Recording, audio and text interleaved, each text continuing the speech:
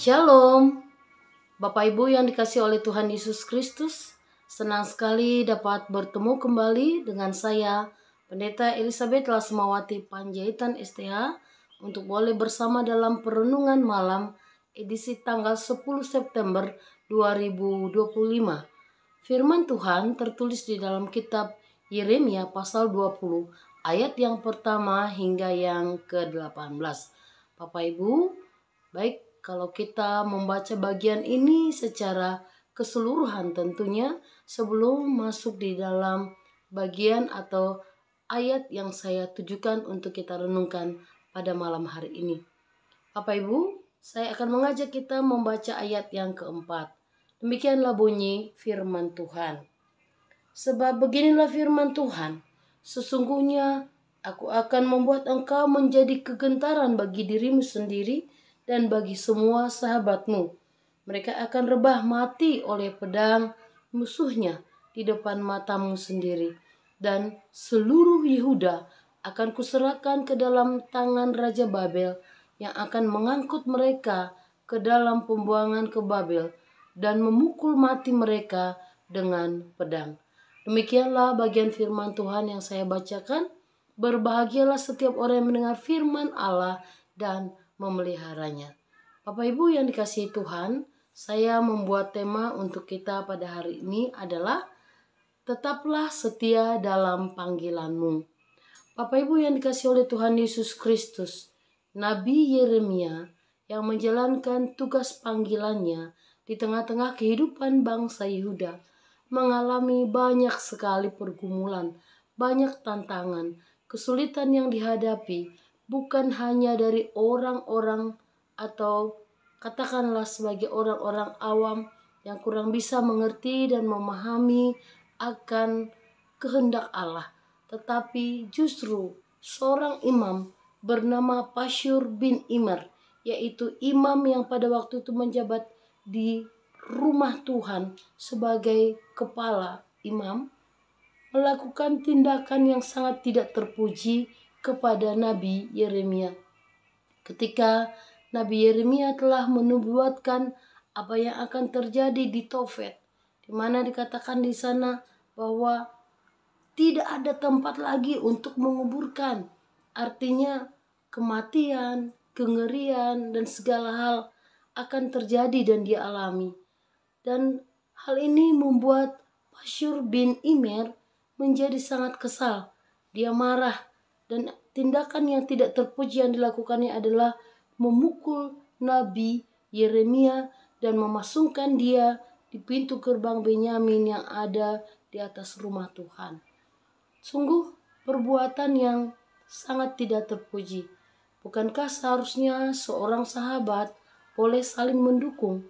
Bukankah seharusnya seorang yang memiliki sama-sama dalam profesi sebagai orang yang menyatakan kehendak Tuhan harus saling memberikan hal yang positif?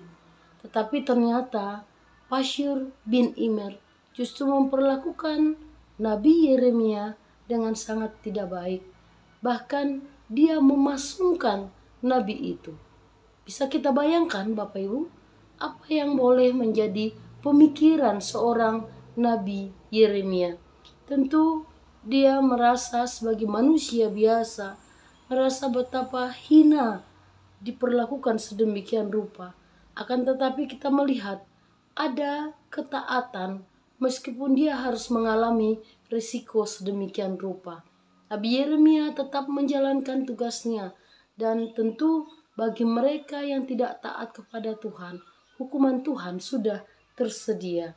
Karena itulah orang-orang percaya, orang-orang yang tetap setia dalam panggilannya seperti Nabi Yeremia memiliki kekuatan meskipun di dalam kelemahannya.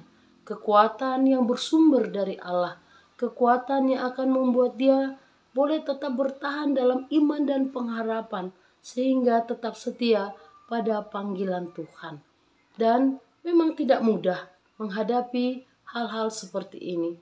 Diperlukan ketekunan, diperlukan kesabaran, di mana di dalam hal ini terujilah bahwa kekuatan Allah akan menyertai setiap pengikutnya. Demikianlah juga bagi kita orang-orang percaya, tetaplah setia dalam panggilanmu. Meskipun mungkin tidak semudah apa yang boleh dilihat orang, mungkin tidak semudah apa yang boleh dipandang atau diperhatikan oleh orang-orang di sekeliling. Tetapi dalam kesetiaan yang boleh kita praktekkan kepada Allah, Allah berpihak kepada kita. Sebagaimana ketidakadilan yang dialami oleh Yeremia, tentu Pasyur bin Immer akan mengalami kutukan seperti yang disampaikan oleh Nabi Yeremia. Mereka akan mengalami kematian, mereka akan dibawa kepada bangsa Babel yang tidak mengenal kasih Tuhan. Mereka akan diperlakukan sedemikian rupa. Dan Pasyur bin Immer akan menyaksikan setiap orang yang dikasihinya mati di depan matanya. Sungguh mengerikan, bukan? Tetapi itulah hukuman bagi orang yang menghinakan akan orang-orang yang setia kepada Allah. Dan di sini kita tahu pembelaan Tuhan ada pada akhirnya. Setiap orang yang setia di dalam panggilan kepada Kristus akan mengalami kemenangan di dalam setiap pergumulannya. Kemenangan yang berasal dari Tuhan. Sekali lagi, kemenangan itu bukan dalam pandangan manusia, tetapi adalah kemenangan bersama Tuhan. Maka meskipun ada kesulitan, meskipun ada hal-hal yang membuat kita berada di dalam kata, apakah Tuhan tetap akan ada bagiku?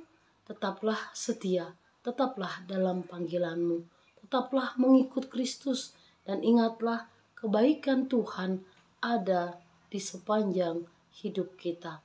Karena itu kita boleh dengan yakin berkata, jika Allah di pihak kita, siapakah musuh kita? Mari hidup dalam kemenangan bersama Allah. Tuhan Yesus memberkati. Amin. Mari kita berdoa. Terpujilah Engkau Allah Bapa kami di dalam Yesus Kristus untuk setiap kebaikan-Mu di dalam hidup kami. Kami menyadari sungguh bahwa ada banyak kelemahan di dalam hidup kami. Kami menyadari ya Allah bahwa kami tidak lepas daripada pergumulan hidup. Tetapi kami sungguh bersyukur sebab Engkau Allah yang setia, dan taruhkanlah kesetiaan itu di dalam hati kami. Sehingga kami boleh tetap setia kepadamu ya Allah. Kami tetap melakukan tugas panggilan kami sebagaimana Tuhan telah menetapkan kami di tiap-tiap profesi kami.